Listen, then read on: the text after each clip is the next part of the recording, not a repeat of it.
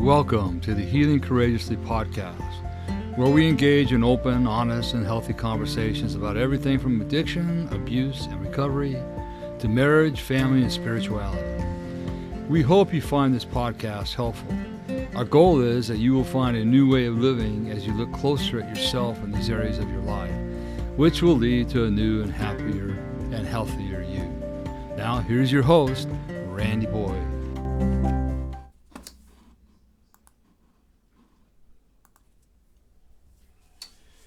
Greetings.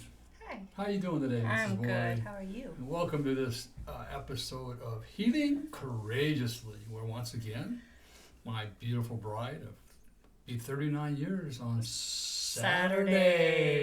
Perfect time to talk about this topic. Yeah, it really is, isn't it? It's a great time. What are we going to talk about today? Oh, I know what we're going to talk about.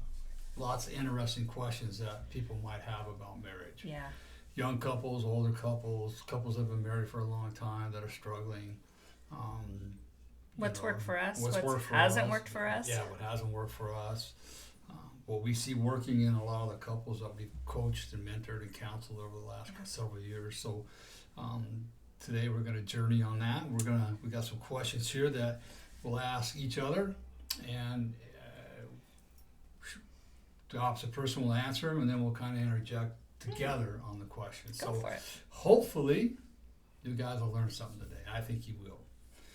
So the first one, Mrs. Boyd. Oh gosh, I'm nervous. I know you're always nervous, but you got really good answers all the time. Okay, hit me up. You ready? Yep, go. What makes a marriage successful in your opinion? Well, the first thing that comes to mind is I have to like you. Oh, really? Yeah, I think that's a good start. That's a good start. What makes a marriage successful, in my opinion, there has to be that attraction, whether it's an emotional attraction, a physical attraction. Sometimes the physical attraction, I think, leads the emotional attraction. So I think that is important. But to make it successful, you got to like each other. You will eventually, if you work at it, will love each other. I don't think that happens right off the bat. I think maybe for some it could. But love is a process. It's a journey. But what makes it successful to me, and this is not an area that we've always been really good at, but we have gotten so much better as the years have gone on, is communication. Yes, very important. Communication is one of the ones that I can still struggle with. So I think having healthy communication, and I think part of having healthy communication for me is being honest. And it's not about being honest as in a lie. In a sense, it is a lie. But if I'm not being truthful to myself, if I'm not being honest with myself about something I feel or want to say, and I tiptoe around it, then I'm only hurting myself and I'm hurting the marriage. So I think the honesty and communication is really, really key for me, because if I'm not honest with myself, I'm not going to be honest with you. Or God. Or God, yeah, absolutely. Right. And so I think that's living a lie is a lie. Yeah, and that's where I struggled a lot early on, is being that people pleaser, that codependent. I wanted to, I always thought, I'll say what I think you want to hear. And all that did was get me in trouble. Sometimes it would work, but most times it didn't. Or it would come back and bite me later, Right, exactly. So for me, communication, being honest in that communication is really helpful. Having fun, enjoying each other's things that each other likes. Like Randy does a lot of cycling. He does a lot of hunting and fishing. Do I want to cycle? Heck no. I don't want to get on that little skinny wheel in the street with all these cars whizzing by. But I do enjoy the fact that he loves it, that it makes him feel good, and the fact that the community of people that he has ridden with over all these years have been a great community for us. They're fun people. They're good-hearted people. They're supporting people. And I think that's one thing that's important, is to like each other's likes too. Even if you don't want to do them, that's part of a compromise, I want to say, in marriage. Hunting and fishing, heck, I don't care. I like to fish, don't get me wrong, but it's not like, I got to go fishing with you this weekend. But I do like being in the outdoors. I do like the camping. I do like creating a home in the camping environment, if you want to call it that. So I don't know. I can go on that, but what are you thinking? I think you hit a lot of really good points, but you left one good point out, and that's God. We you know, I really feel it's important that we have God at the center of our marriage. Was that a trick question for me? No, and I'm surprised that you missed it, to be really honest with you. I just That's something no, that that is you true. rarely, That you is know. true. But that's Well, okay. I'll let you okay, tack on all that right, one. yeah. I covered 'Cause, everything else. You know, we lived for 21 years, 20, 22, 23 years. Yeah. With no God in our relationship. Because of my abuse, I wouldn't allow God in the house. And there's a God, he forgot about me, so on and so forth. But the reality is God was always with me. So I think having God at the center of our marriage and staying biblically focused on marriage and what the Bible really says about marriage, not what people want to hear, what people want to perceive it to say, but the truth about marriage, as my favorite thing is Ephesians 5:25. Husbands, you're to love your wife as Christ loved the church, and Christ died for the church. Yeah. So in order for Cathy, a matter of fact, it's what's happened over the last, I don't know, 4 or 5 years, I guess. By me living out that scripture, Cathy has fallen more deeply in love with me. Yeah. I feed off of his dying to self, and the compromise keeps coming to mind because that's really what that scripture is saying, is that there's compromise in that. But if one doesn't die to self for the other, there is no room for compromise. There is no room for compromise. So I think that's really what comes to mind every time I hear that, is the fact that it allows me and makes me want to be closer to you when I know that you're living in a biblical principle such as Ephesians 5. And not that we're perfect, but No. it's like it's at the back of my head or the forefront of my head and thinking all the time. I'll give an example without going into a lot of details. There was a situation yesterday that came up, and Randy was pretty hot about it, and that's okay. It was devastating to him and kind of irritated me and pissed me off too. But once he started expressing himself, and I'm not comfortable when he expresses himself the way he does, and he calmed down, I heard him share with somebody that God told him it's just a piece of paper. And to me, that was God working in him, him working in Ephesians, that, you know what, I can't do anything about this. Right. He knew that it bothered me, but he found the place where he died to himself, and God spoke to him and said, it's just a piece of paper. Right. And it allowed you to be calm, and allowed me to come back in and connect with you, because I kind of threw a wall up in that case. Oh yeah, no, rightfully she should have, you know, and my heart is still hurting. My heart feels like my heart got torn out of my chest yesterday. And I am going to do a podcast about that later. But that was a perfect example of that Ephesians 5:25 working in and through him, finding his peace within that, and then dying to self to allow the rest of our day to go well. So and you know, there's Cathy mentioned we got to like our partner. Right. I mean, I think that comes in the very beginning of a relationship where we're physically attracted to each other. I mean, that had a lot to do with me. And then we've slowly started learning about the person. And generally, I mean, I could tell Cathy right away had a really gentle spirit. She fit in. It was wonderful, right? But then it's like, you know, like Jesus says in the Bible, we're to love everybody. Yeah. So, I mean, I love Cathy. I love everything about her. But falling in love with Cathy happened over a period of time, right? Now, that being said, I always love Cathy. I'm always in love with her, but man, there is times, and I've been able. This is through our communication that we've learned. I've been able to say, I don't like you today, Cathy. I don't like anything that you're doing today. You are just like, I don't know where you're coming from. And what she'll do is she goes, I don't blame you because I don't like myself today either. Yeah. Okay. So, I mean, it's a push and shove type, a give and take type situation. Yeah. Compromise. It's okay, but if she doesn't like me one day, it's like, well, yeah. No, and there's times I don't like him. Yeah, I'm not being a weenie. She didn't like me yesterday for about an hour. I mean, and I was just being a real jerk about what happened to me. Yeah. But it was my way of expressing things. Yeah. And then the final thing with that is communication. Yeah. We know that is one of the number one reasons that marriages fail. And people go, well, we communicate, but are you communicating Not only properly? do they fail, but they struggle. They struggle. And they don't have to struggle. I think it's the struggle happens before the failure happens. Right. And I think if we can catch and help people in the struggle, right, it will help to save the marriage. But many people will just struggle through it to where they just throw their hands up and they're done. In real simple, we don't have time to go into all the details. There's a lot. There's a lot. That's a whole nother topic. It's very right complex. I know. Is that we've all lost our voice somewhere along the line, especially if we can't communicate in a proper, loving way. We're afraid to. And it didn't even start in the marriage. It didn't start in the marriage. Yeah. It's usually something that happened way back in our childhood. So it's just learning how to communicate in an I way.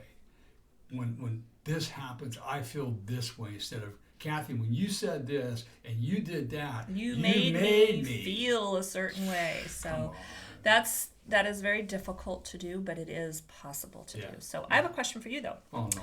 All right, here we go. Do you think men and women have different responsibilities in a marriage? Yeah, that's a great question. This is really a...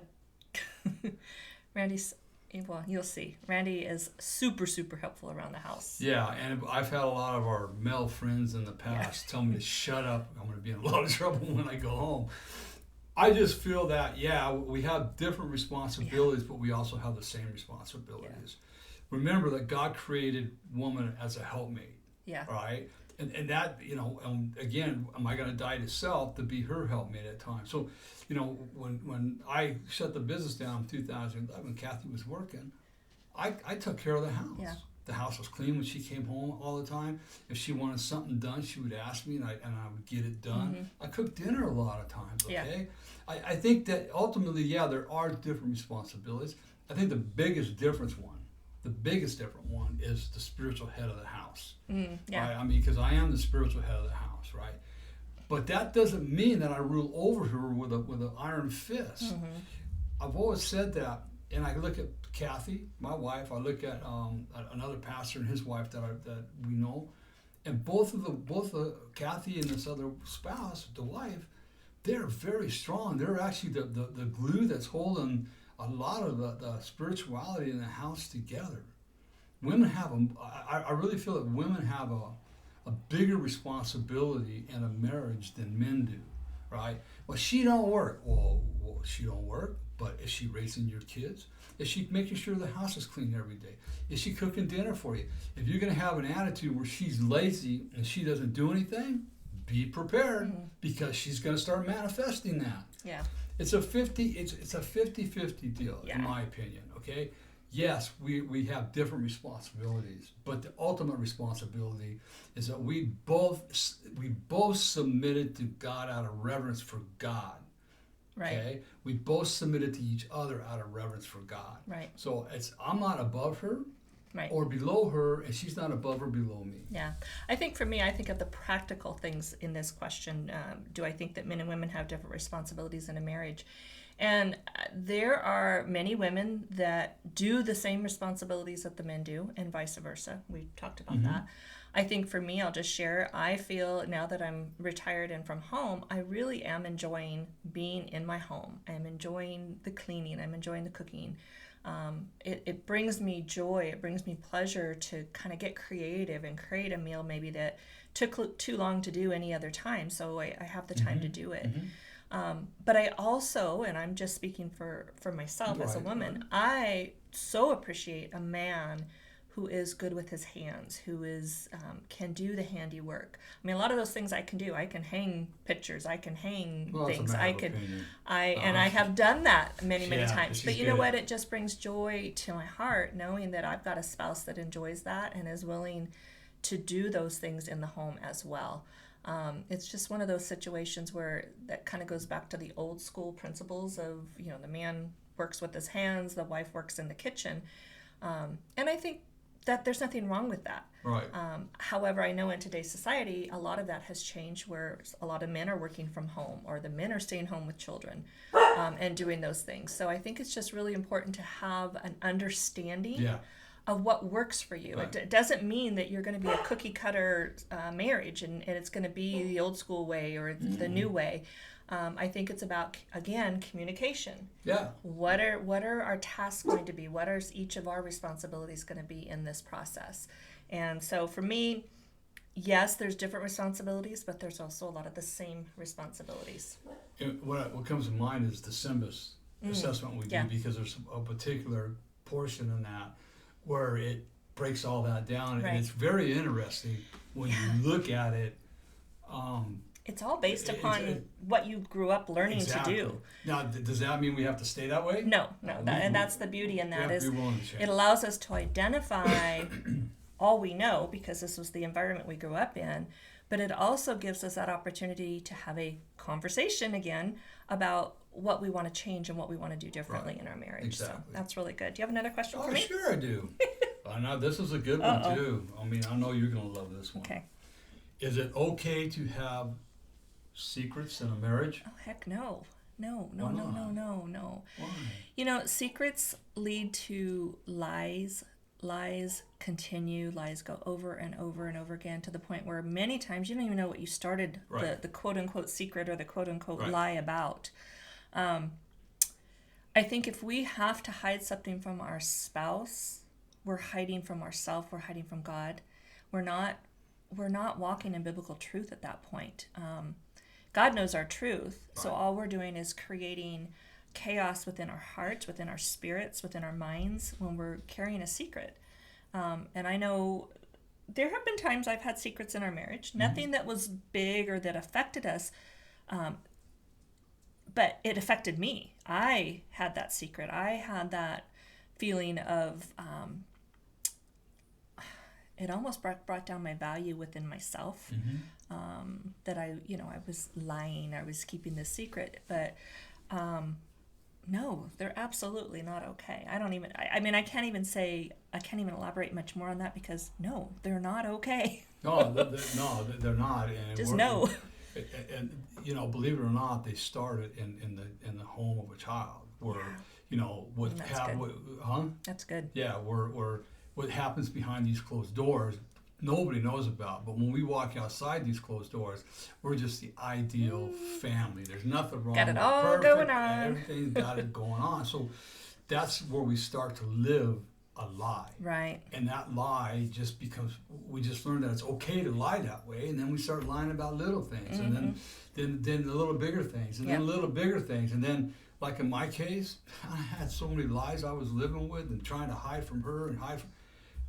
It's tiring and it's exhausting. Yeah. Right. Not only do those lies go within the marriage, but the lies get carried outside the marriage. Oh, yeah, absolutely. You said something that really made me think, that we have it all, one way inside the home and another way outside the home.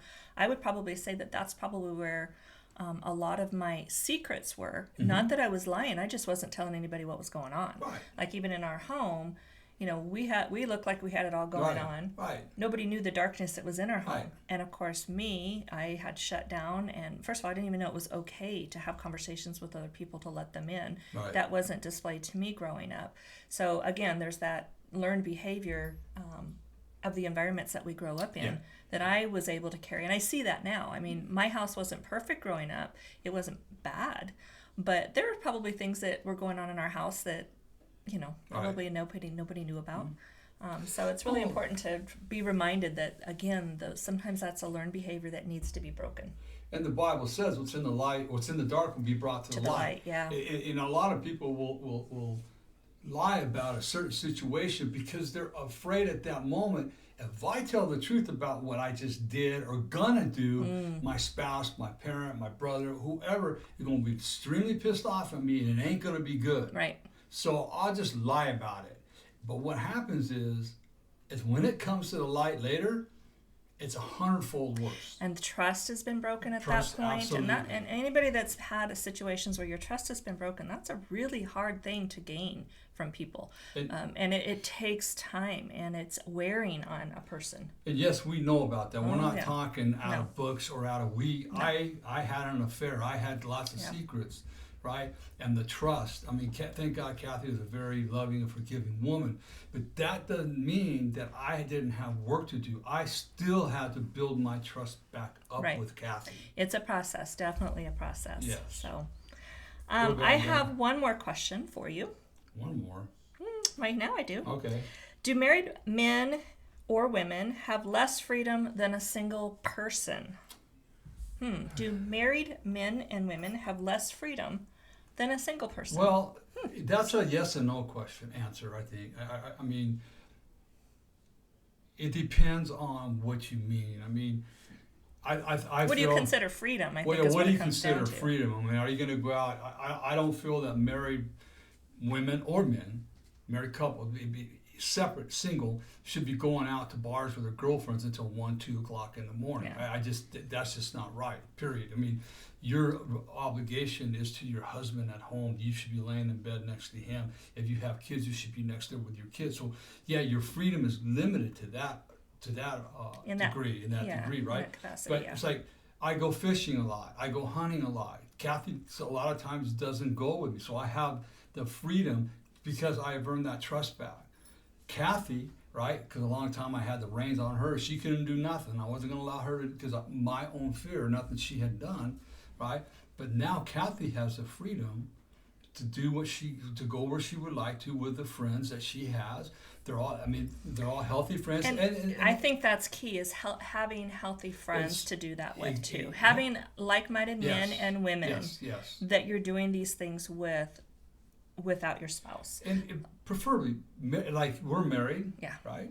So we're married couples. I mean, so she's with married women. I'm with married guys. When we go fishing, we go hunting, right? I mean, they're all respectable people. It depends on where you're going. You're talking about fishing and hunting. Right. I mean, I'm going on to a women's conference in October. But you're going to Vegas, man. And it's in Vegas, of all places. But right. it's one of those things where my company that I will be attending with are all women from our old church. We're all like-minded women. But, so I think that is really, really key, is not only what are you doing, it's where you're going and who you're going with. That is important. It comes back to our community again. Mm-hmm. Who's a healthy community that we're hanging around with? That's what I'm getting at, It's like, we can't tell you out there what to do. What we can tell you is what we've learned, what we know works for us, and what we've seen not work and work with couples that we work with. I mean, it's even not worked in our life for a period of time. Yeah, and I'll fall back on that, back to the very first question, is when we have those opportunities to go with our friends and do these things individually, if we're not with each other in community, is communication again. It comes back to communication. Making sure that we're open and honest about where we're going, when we'll be home. That's just a courtesy. In our marriage, it's always been that. What time do you think you'll be home? It's never like, oh, you have to be home by a certain time. It's what time do you think you'll be home? And I think that's just showing common courtesy to each other, so that we know what to expect. And if it doesn't, if I'm running late or he's running late, we just communicate that. It's just a healthy thing. And some people might think that that's over the top, but you know what? It's worked for us. And I just encourage that. It's always nice. I pick up the phone. Like a few weeks ago, I was driving home from California, and I just call and do a check-in. Hey, I'm in the middle of rain. It's downpouring, just to have somebody to talk to. And who did I want to call? I wanted to call my husband. So I think it's just, again, going back to that healthy communication. And she wanted to call me because she knows that I would just be there for her. Yeah. It's taken a while because of my past. We've been working on this for the last 16 years to get to this point. Yeah. But, again, it's just, if you're married, it's a whole nother ballgame. Yeah. Even if you're seriously dating, I mean, you guys got to come up with your own. It's such a common courtesy. It's common courtesy. Just communicate. Communicate Don't lie. what works. Speak the truth to your partner and what's going on. I think that's good. You got one for me now? Yeah. How much? Oh, this is good. This one can cause a lot of issues. How much about marital issues should you share with your family or friends? So, I will be honest and transparent here. When Randy had the affair, I blabbed everywhere. Blah, blah, blah, blah, blah. And I did that. Looking back now, I know what I did that. The reason I did that was because I wasn't holding it in. I didn't have this all stuck in my head. And I was just saying anything and everything. And that kind of released me of the pain I was in, the anger, the bitterness, the frustration, the unforgiveness, all of those things. Would I recommend it today? And would I do it again? No. And the reason I believe that it's really important not to share with family and friends is that if I go out talking about Randy right now, and if I say, oh, he's doing this, he's doing that, now I've given my friends or my family a perception of him. And so no longer do I have a neutral party to talk to. Today, what I would do different, I have a group of women in my circle that know me and know him well enough that the struggle is not going to be about him. It's about how am I showing up and how am I feeling in this situation. And it's not about bad-mouthing him. It's not about taking him down and throwing him to the ground and rolling him around in dirt and cow manure, any of that stuff. It's just, how am I going to get through this struggle? Because maybe he has done something to hurt me, but what did I accept? What did I allow? Right. Where did I go wrong in this? And so I have a group of women now that would be able to bounce those type of questions off me, where if sometimes you go to family and friends, all they're going to do is feed right into you. Oh, that SOB and da-da-da-da. And next thing you know, they're encouraging you to hate. They're encouraging you unforgiveness. They're encouraging you to leave, to do this. And I don't know that every situation would require me to get up and walk out of my marriage. No. I've been in my marriage long enough to know that there's certain things that are going to come up that I'm going to have to fight for. But I want to fight with the right people on my team, on my bench. No, and I think that's absolutely. the biggest thing that I get from that question. Absolutely, because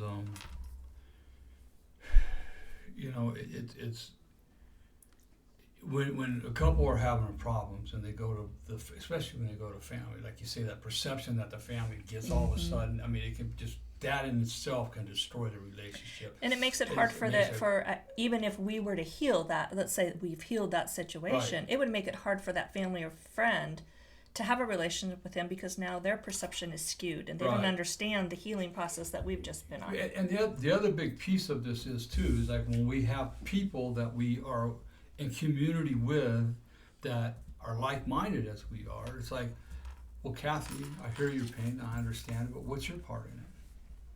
Yeah. What's your part in it, Cathy? And that's where I need my group of women that are going to be able to be there for me and ask me those important questions, so I can do a self-evaluation and find out, not only what was my part, but what could I have done differently. Right, exactly. I've got to identify my part, and then I've got to identify how I showed up and what can be done differently. And I think that's really key to that. It's the thing about it too is people don't want to talk about the problem. No. I hear all the time, well, we're not going to talk about the problem, just a solution. How can you have a solution if you don't know what the problem is? If we don't understand the root of what the situation, the issue was, we can't go nowhere with it. We don't want to stay stuck in the problem as a victim, but we have to know, okay, what was my part in it? What could I have done differently? And that's where we have a really good community and somebody that you can be really confident with, that you can talk one-on-one with, and they can be brutally honest with you with love. And when I talk about, my circle are people that we've been journeying with for a while. Right. Not only are they women that I have mentored, but any type of recovery process that I've ever been in, that I am continuously in, is if I'm mentoring somebody else and walking them through something, I'm actually walking myself through it as well. Absolutely. And so it even though I may not be in that mindset at that time, it's a great reminder of how I would get through that. What I'm suggesting they do is the same thing I need to be doing in that situation as well. So I think you have to be very, very careful, very, very careful. And I personally would not recommend it, knowing what I know today. So that will bring us to the conclusion of part 1 of this marriage I hope this helped you guys. I know it helps. It's one of my favorite things to talk about. Yeah. Now that I've gotten to a place of a much healthier marriage, it's a pleasure to be able to share that, and brings joy to my heart that we've worked through a lot of this stuff. There's no reason to walk away from a marriage. When I had the affair, we were told this marriage will work out as long as you both want it to work out and are willing to do the work. Okay. Cathy and I, we are pro-marriage, and we will do everything that, with God's help, that we can do to help you work through your issues and develop new patterns of behavior and conversations and actions that will save your marriage and make it blossom in ways you never thought possible. Identifying what didn't work and retraining and renewing of the mind to things that will work. That's really what it comes down to. Absolutely. It's like anything in Romans 12:2 that talks about we have to renew our mind. Right. And so we're going to help you renew your mind in that process once we identify what the problem is. We can't just renew without knowing. No. We have to know to renew. So we know what we have to know what we're renewing for. Right. Right. So that's really key. Yeah, it's a great process. So next week we'll continue with part 2 on this. Remember, you can get my book, Healing the Wounded Child, on Amazon, paperback, Kindle, and Audible. Also, the 30-day devotion to wholeness, which is a great devotion for couples to sit down in the evening time, read together. There's 3 contemplative questions at the end of it. It's helped a lot of couples that have read it. That's also available on Amazon, as well as my 7-day challenge workbook. Please visit the Courageous Healers Foundation, courageoushealers.org, our foundation website. Call to action. We really want to grow that foundation. It's been mostly outreach, but what we have in our business plan, we can't do without the support and without funds. Right. And 100% of the funds go to the foundation. It's real simple. Just go to courageoushealers.org, click on the donate, and you can set up a monthly contribution. It could be for $5, $10, $15, $1,000, $10, whatever your heart tells you to give. And all donations are tax deductible. Yeah, or a 501c, all donations are tax. And let me just share your phone number too, because I think it's important that if you are in need to actually speak with Randy or myself, we encourage you to pick up that 500-pound phone and give us a call at area code 760-702-5498. That's 760-702-5498. We would love to talk with you, chat with you, see what we can do to guide you in any healing journey that you are in need of. And then also, what? ChangeYourLifeStoryNow.com. ChangeYourLifeStoryNow.com is our life coaching, marriage counseling, all that. That's our website there.